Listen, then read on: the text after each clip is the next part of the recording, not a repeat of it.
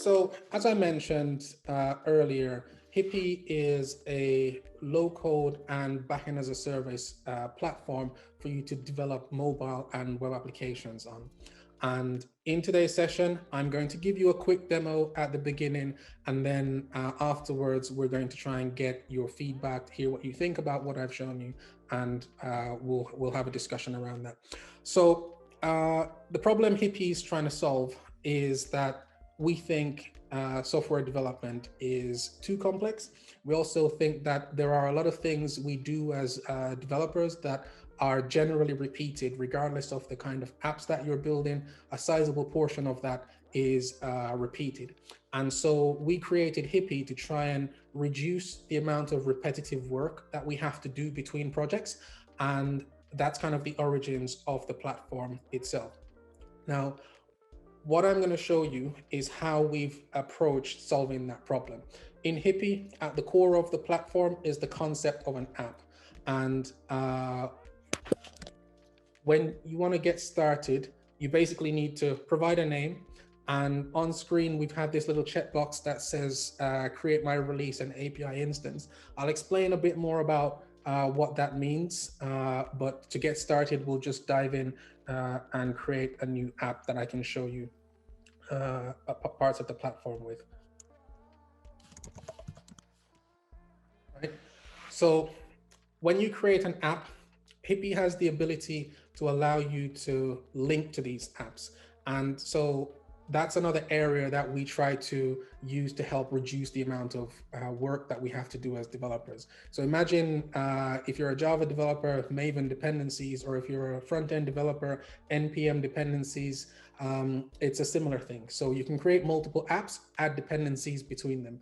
So with that checkbox enabled, that automatically created what we call an instance. Hippie automatically has multi-tenancy support, which means that the data that you put into this instance is automatically isolated. If I decided that from the same release, I would like to create another instance, the data in my two instances here, A and B, would be completely isolated from each other by default, although we have the ability to create permissions to share data between instances. But you imagine you build a mobile app, you sell it to one client, then you create a new instance, and the same mobile app, only thing you do is change the Hippie domain, and then you can sell that to another client, and then you immediately have multi-tenant application that you can resell to as many clients as possible and rest secured that the data between them is isolated. So within Hippie, a core concept is a release, and a release you can think of as a version of your application. So imagine you're working on a release that you need to go out in the next 2 months. You put all of your work for that release into release one, then you've got some new functionality that you'd like to start work on, or you have another team that you would like to start working on the new functionality, but you don't want to include that in the current production release, and you don't want to risk breaking the current release either. So if this is already functioning in the application, then you don't want to risk breaking that. So you would then create a separate release to do that, right?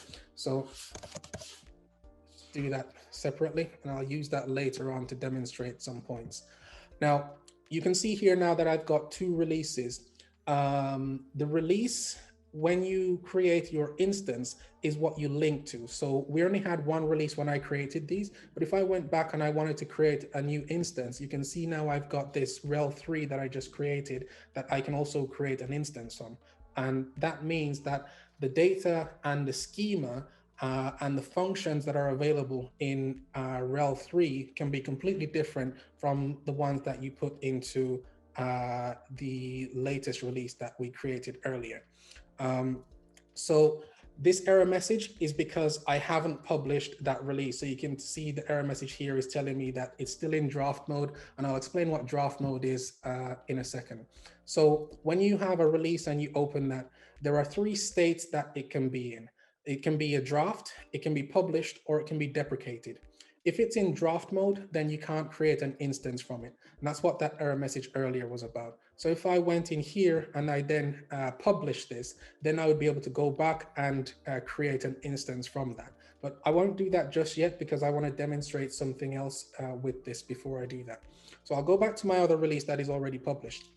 In the platform, um, on the configuration page within your release, this is where if you've created like some features in a separate app already, you can basically add dependencies to other apps. So we recently did a conference called IMC, Ignite in-Memory Computing Conference. So I created a demo app for this. And if I implemented functionality in that app and I wanted to reuse that functionality in my new app that I've just created, I simply need to find that app, add the dependency, and immediately the functionality from that app that I created 2 weeks ago is now available as part of this application without having to do anything else. So think of it as adding a dependency like npm or in the Java world, Maven, as I mentioned earlier. What we also have is the ability to create environment variables. A lot of the times applications will need to be configured and you need to pass in some information that is needed at runtime that you won't hard code, right? So things like API keys are typical examples of this.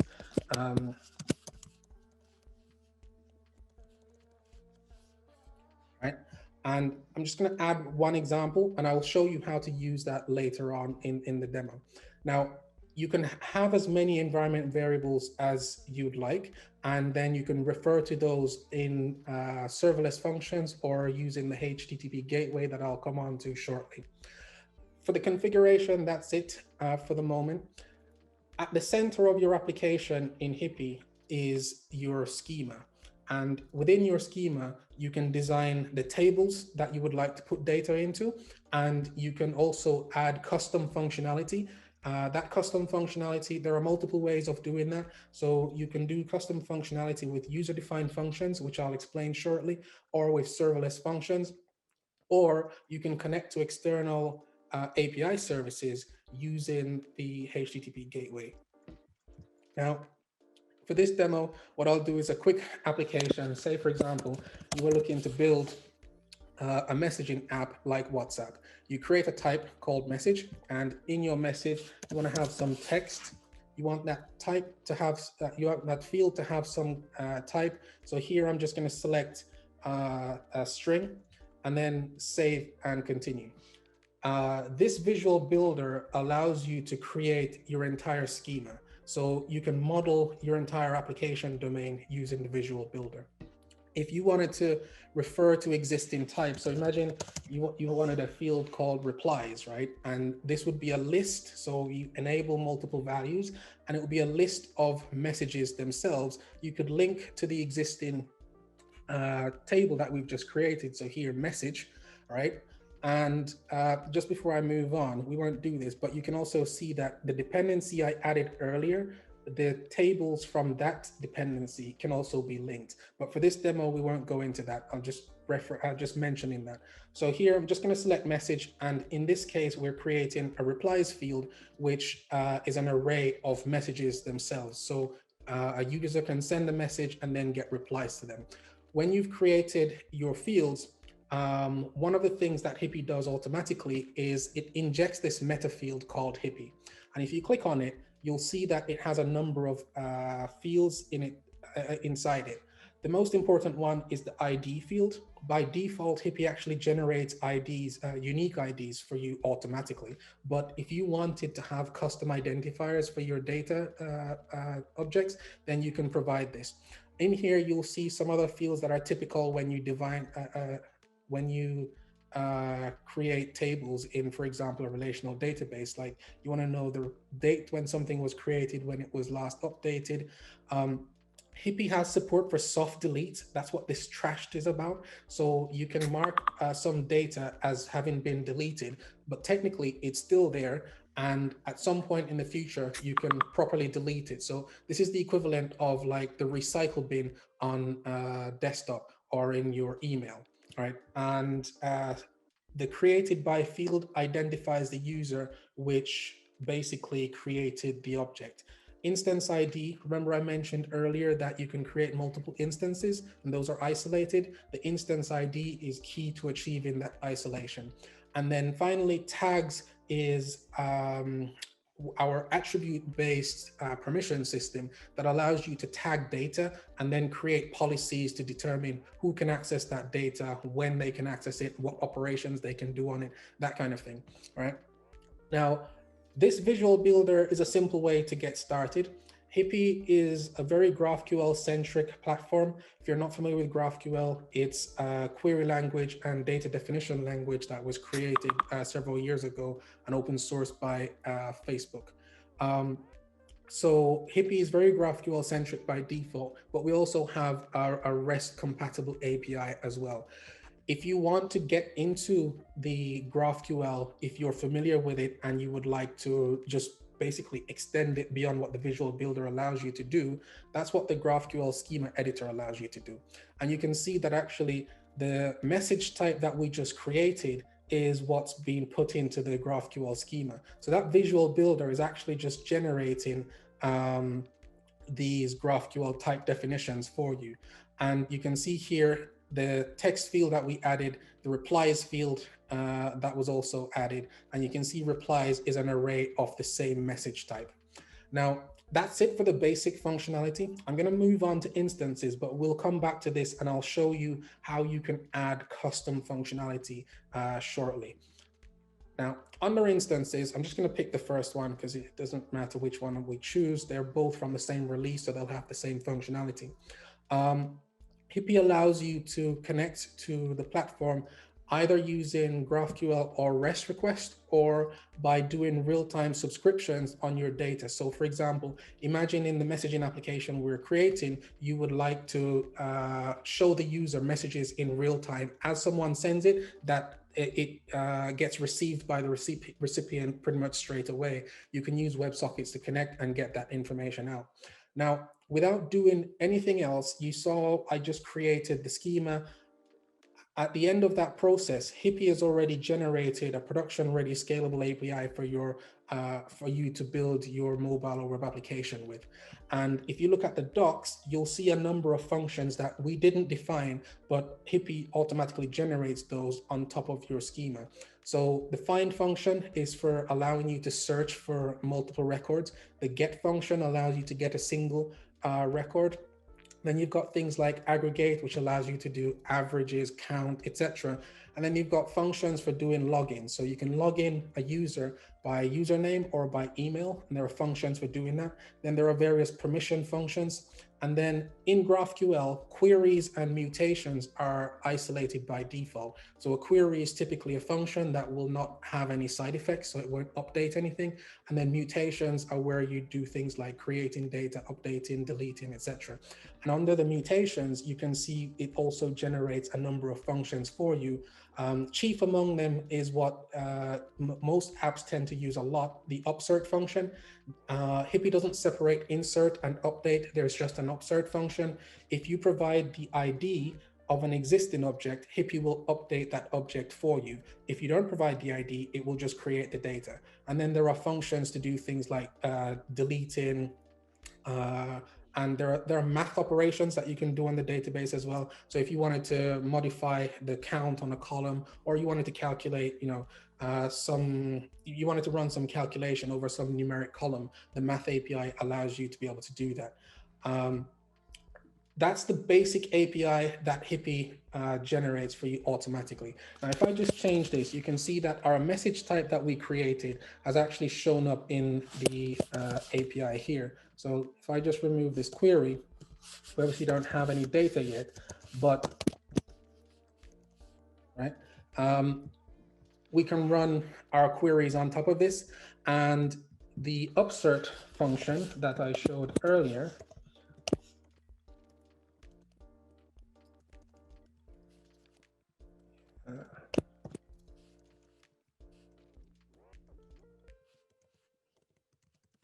call that message 1, and in here, now this is optional. The reason I'm providing it is just to demonstrate the point.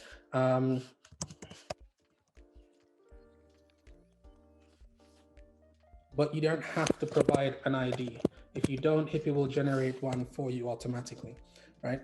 Run that, and now if we go back to our find function, our message shows up, all right? You can see here replies is null because obviously I didn't provide one. But to try and wrap up this demo relatively quickly, I'm going to jump back to here and show you a couple of other things that you can do in the schema. I mentioned earlier that you can provide custom functionality, right? I prepared something for this, so let me just get this code snippet. Right? So if you wanted to add custom functionality to your application, in this case, the functions you want to add are query functions. Here, I've just added a function called F1 that will return an integer. You can use our custom directive called tan, and we allow you to provide custom functionality or provide custom code in two different ways. You can do inline code, which must be in Groovy, which is a Java-like programming language, or you can do OpenWhisk. And OpenWhisk allows you to write your serverless functions in about a dozen different languages, including JavaScript, Python, Go, Rust, and Java, and a number of other languages. So for this simple demo, however, I'm just going to use the inline script because it allows me to put the code and everything in place just here. But if you wanted to do the serverless function with the with any other language, you could change the type to OpenWhisk and refer to the function that you created with the CLI by the function name. So here, the function name would be hi there. And this works in exactly the same way as this. The difference is that the restrictions that you have with inline doesn't exist with this. You can literally write anything you want with the OpenWhisk serverless. Let me just comment this back out because I haven't actually created that serverless function. Then last thing I want to show you here is how you could potentially integrate with external services, all right? So you might remember earlier I created an environment variable called API token. This is how you would use that API token. So you can refer to any of these API tokens by using the settings variable and then the name of the environment variable that you created. Then if you have parameters like I have here, so email ID and users, then you can refer to those by using the vars variable. So you can see vars.user is referring to this user and vars.email ID is referring to this parameter. Yeah, a couple of other things in here, and I'll come back and demonstrate this, is the inline. You can format the request that is sent to the external service. So by default, Hippie will just fold these parameters into a JSON object with the same names and send them to the external service. But if you wanted to customize that request, you can use a request template to do that. And similarly, if you wanted to customize the response, you can use a response template to do that. So I'll demonstrate these first and then we can basically wrap up. That's the wrong tab. So once you've added your functions, one of the things you need to do is refresh the schema definition so that the editor here picks it up. So you'll see it now has our F1 function that I added earlier, and it was generating a random number, right? So if you didn't notice, this just creates a Java random, and that lets you return a random number every time the function is called, right? It's as simple as that for custom functions. And then the other function that we had was the external one, so set email. So if I then went set email and provided email ID,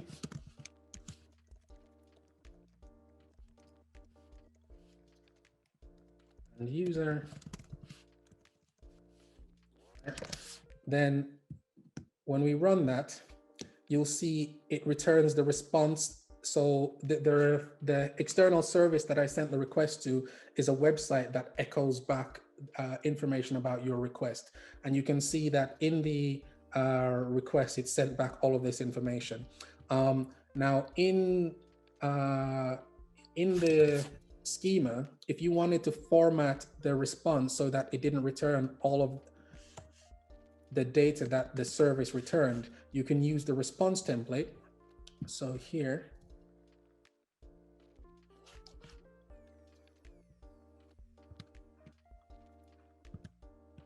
Yep. And now if I run the same request again, you can see it's formatted the response completely, just extracting only the field I need from the external service. In the platform, there are lots of other functionality that I won't get to cover in this demo. One of them being things like RQL, which is our filtering language. So if we wanted to find by, for example, the ID of the object, you can simply do hippie.id equals the ID of the object. And there are numerous other functionality that the platform provides that enables you to be able to build these web applications, web and mobile applications, without having to build backend functionality. So with that, I'm gonna stop my demo here because I think we've used up a sizable amount of the time. There is more functionality available in the platform, but at this point, I want to hand over to Paula. If you guys have any questions for me before I go, I can quickly answer those, but Paula will handle the questions, and I'm going to drop out because I don't want to influence your opinions on this. Paula will handle the questions from here, but if you have any questions before I go, then feel free to ask those now. Okay, hi everyone. Nice demonstration, Courtney. Quite a fascinating thing you got over there. So just on top of my head, like you just demonstrated how we can create the schema and database. What about the custom query operations? Are they applicable, or how we can do those? Custom query operations. Yes. Yeah, so in the platform, you have the find and get functions for querying data in the platform. If you want to add custom query functions, then you would use either serverless that I showed here, or you could use the API gateway. Okay, great. Okay, and another thing that when you were showing the schema and database, the dependencies tables were also viewable and usable in that. So how are we going to differentiate, like if there's a table named table one and it's similar in dependency and it's also something that you added in this new application? Yeah. So Good question. how are we going to work that? Yeah, good question. So one of the limitations at the moment is that your table names must be unique between dependencies. One of the things that the GraphQL community is working on right now, and we've been working on extending the GraphQL standard to do this, is adding support for namespaces. Hippie is helping to write the specification for this, but it's not included in GraphQL yet. When that becomes part of the standard, then what we'll have is the ability to create a namespace in your schema. So you'll be able to say namespace X, and then everything inside namespace X is unique. So if you add a dependency that has another namespace but has a conflicting name inside that, be able to distinguish between them. But this is something that's basically a work in progress. It hasn't made a specification for GraphQL yet. Okay, last thing. Like if I want to design some dependency to be used as a service, like I want to offer a dependency that other people can subscribe to and use as a service. So how am I able to like hide my database and just provide the service functionality to be added to their code? Is there something possible in the platform like that? So at the moment, you're not able to hide the schema. And the reason that we haven't made this possible is that you can introspect with GraphQL to rebuild these, right? So the reason this visual builder works, you can see when I type in here, it auto completes. It's because it does introspection on the API, which tells it what the schema is. If you wanted to add functionality that you didn't want the people that you're selling the application to be able to see, then what you would do is you would use serverless functions. So this example that I mentioned earlier, but commented out, you can see here, the only thing that's here is the name. Right? So if you wanted to provide this custom functionality and keep this hidden, then you would put that into a serverless function, and then the third parties that you sell it to would not be able to see or otherwise get to the code that powers that. But if it's tables, just creating the fields and the types, then they'll be able to see those. Anything that you want to hide would need to go into serverless functions. Okay, that's all from me. Thank you, Courtney. All right, thank you for your questions. Any other questions before I go? Hi, Courtney. Yeah, I have one. Yep.